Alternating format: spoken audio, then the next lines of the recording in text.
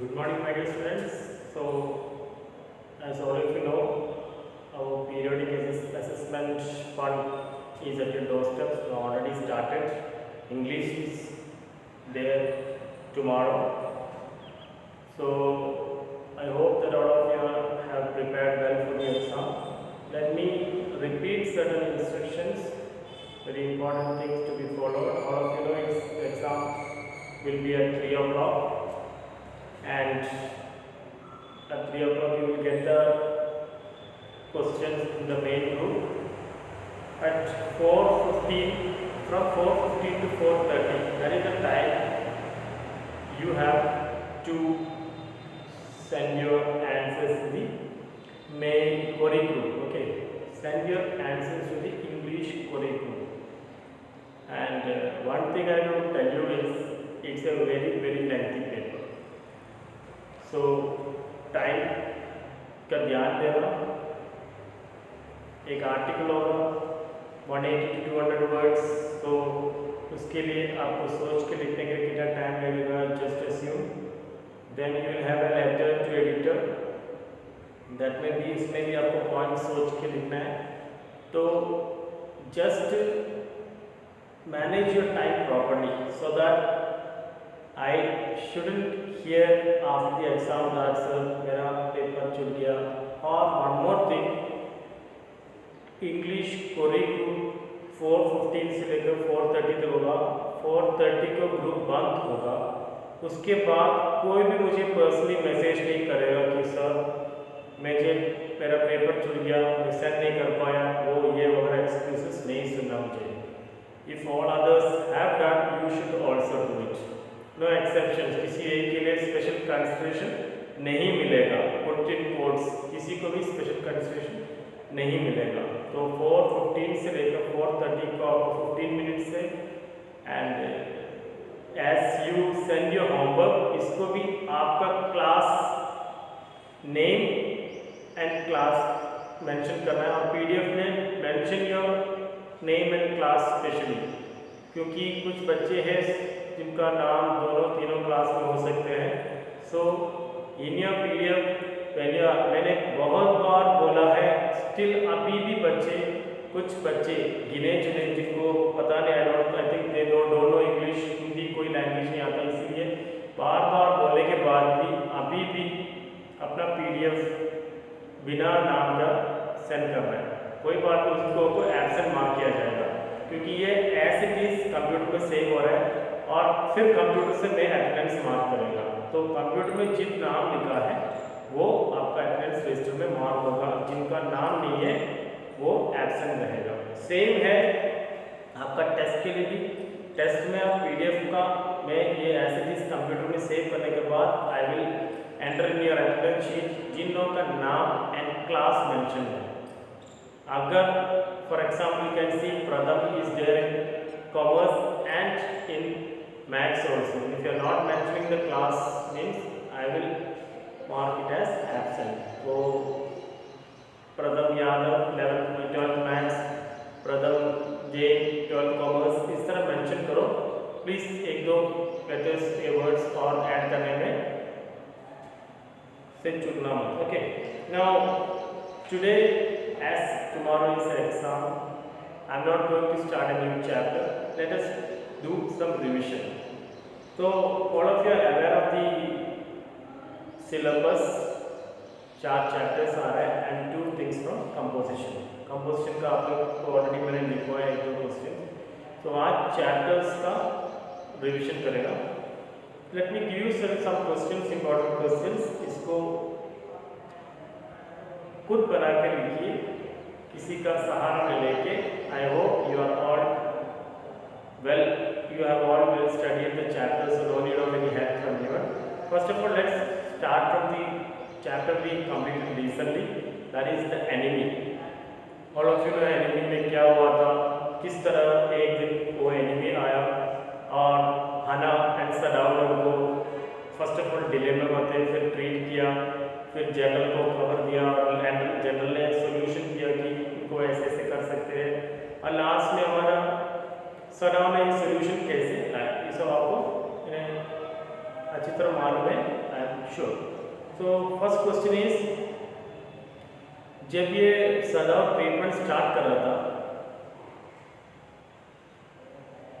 They thought कि servants को बता देगा वॉश करने के लिए, बट एट लास्ट हना खुद को करना पड़ा ये काम, मतलब सोल्जर को वॉश करने का काम हना को करना पड़ा या करनी पड़ी। So Hana had to wash the wounded soldier, why? First question है, Hana had to wash the wounded soldier, why? So how the question is clear for you? Hana had to wash the wounded soldier. Why?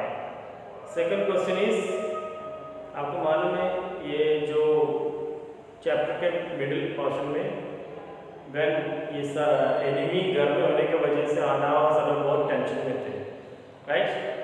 उस समय हना, और आपने देखा कि servants घर छोड़ के चला गया, इसका रीज़न भी आपको मालूम है, और इस तरह टेंशन भरे ऐसे बैठे तो हना, तो देखा कि एकदम से एक मैसेंजर आया उनके घर पे, आपको पता होगा। So just write, why did the messenger come to doctor Sadao? Why did the messenger come to doctor Sadao and what did Hana think about it? Hana इसके बारे में क्या सोचा? Is it clear? Let me give you the third question. It's from the another chapter, that is deep water. आपको मालूम है deep water fully and fully concentrates around या revolves around one thing, that is fear. आपके मन में fear है तो you lose the battle. So what you have to fear is fear itself. Roosevelt का famous कहावत है।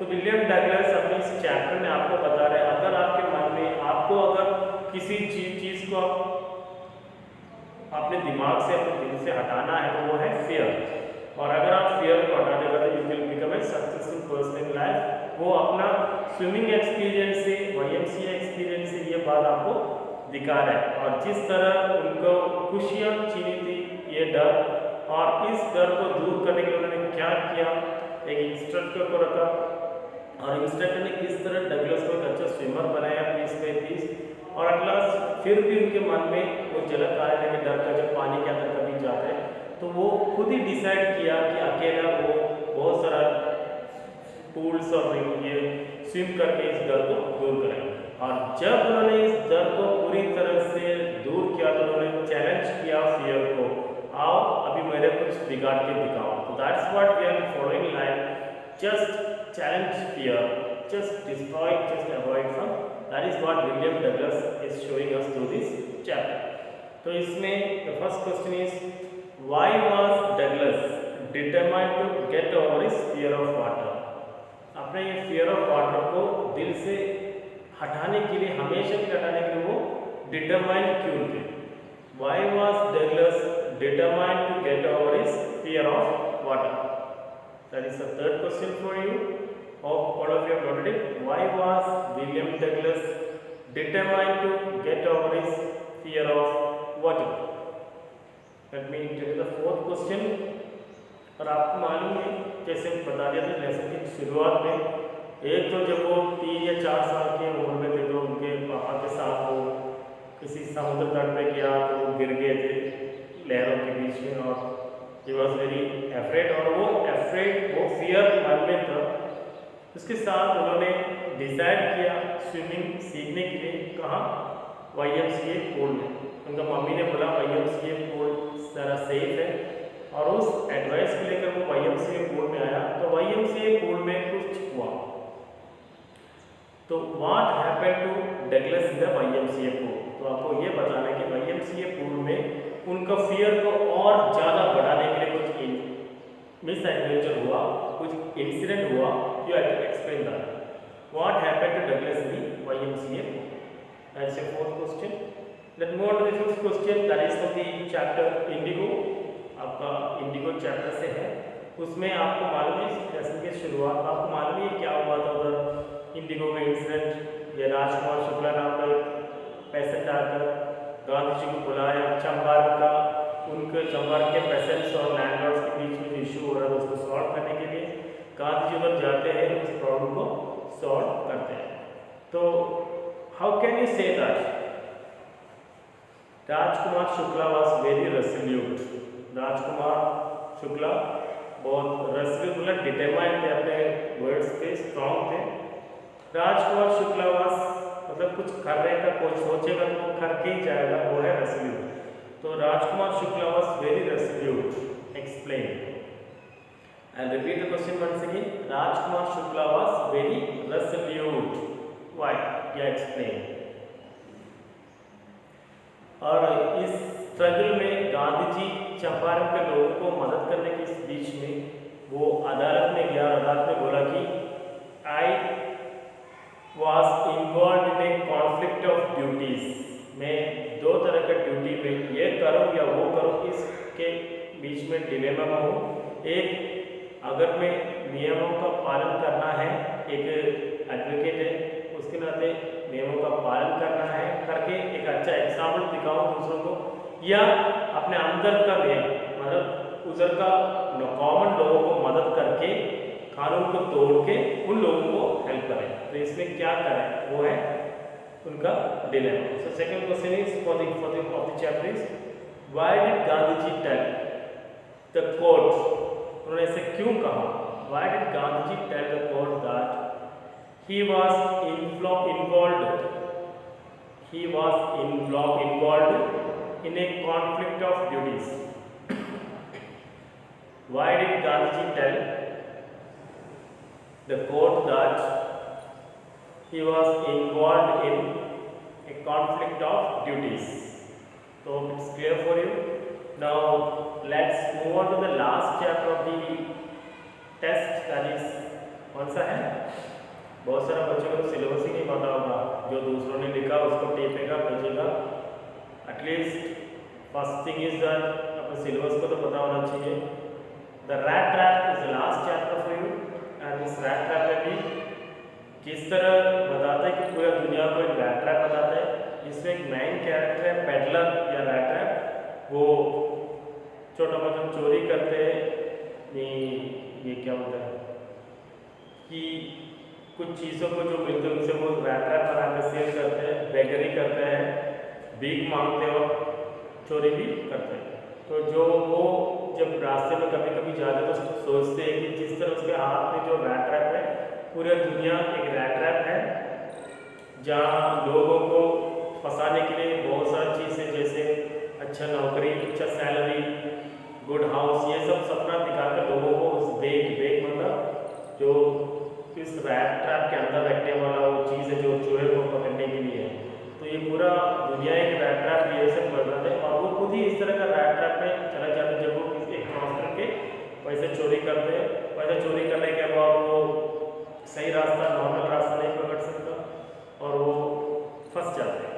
तो first question for the rat trap is why did the peddler think, जैसे मैंने बताया पेडलर को ऐसा सोच क्यों आया कि the world was a rat trap. Why did the peddler think that the whole world was a rat trap. Okay, and last question for the day is जब पेडलर वो iron work Ramsjo iron work उधर गया, अपने body को थोड़ा warm करने के लिए फायर के पास खड़ा रहा, तो उधर आयरन मास्टर आकर उनको इनवाइट किया था घर जाने के लिए, बट उन्होंने इनकार किया, मना किया उनके साथ घर जाने के लिए. तो क्यों? Why did the peddler, last question for the day, why did the peddler decline the invitation of the iron master? Why did the peddler decline the invitation of the iron master? So that makes the 8th question for the day. So my dear students, please go through the question answers I have given you and read the chapter properly, study properly, and your doubts are welcome. Please ask in the Q&A group if you have any doubt. Yeah, if you think that your question is very silly and any issue like that, you can personally message me asking the doubt. So tomorrow it's your test and I hope all will do very well, all will excel, all will give your best for the exam. Thank you, have a wonderful day.